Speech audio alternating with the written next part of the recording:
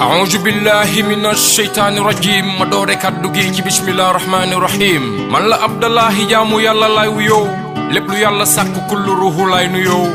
wax yombul te xalima kun gi rekk jub kon bu amee gàkk-gàkk fii la yëbee maa ko cuub alhamdu sant tey am nañu ko fekkewul kon bu ñu fàtte ñaanal ki ñu sang gas ko suul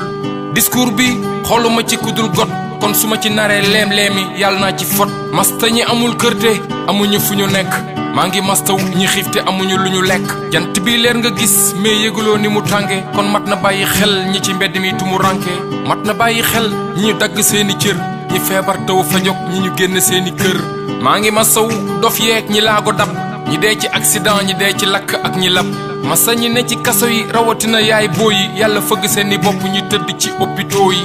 at mi rob nañ ci démbeeg caba Cees kon jéemal xam sa borom laataa ñu lay def ci kees mbay sàppar sàppar con sekk lamin jaag fii jëmm juy dox ca ba suddee ba lay miin jaag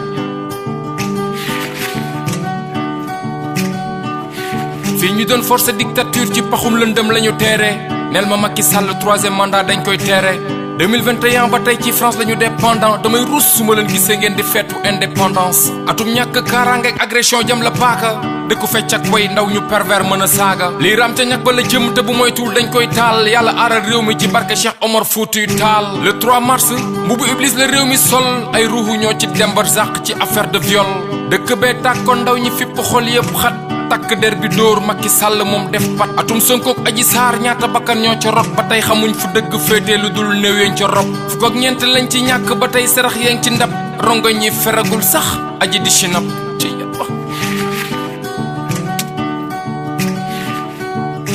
Ousmane mañ ko jiiñ mu ngi doxi activité am Macky ngi pale te rewu ko defi yitteem mbirum politique ñi ko jiite doon ni fet innocent yi lay jam ana justice kan moo perte yàlla walluñu ci doole Chevre Fall politique du gerte nday la ko fay gën la koy taal bu ñu jubawul sax ñoo bokk benn gaal Sonko maa ngi xaar ci yow nga woote ndaw ñi gën a dal Macky yenu réew du am teñ ci bopp xar gouverner du caaxaan du tâtonnement te du farce bokkul ci démocratie tere ñi seen droit de marche politique bu ëmbee fenn wasin ayub 3 mars ku ne xam ne góoru Marème dafay def yëfu maa tey Barthélemy xeex sa droit mayu la ngay saaga ndey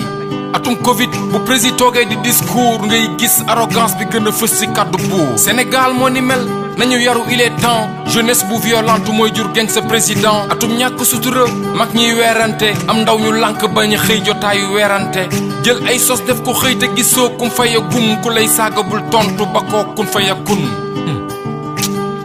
lu waay def sa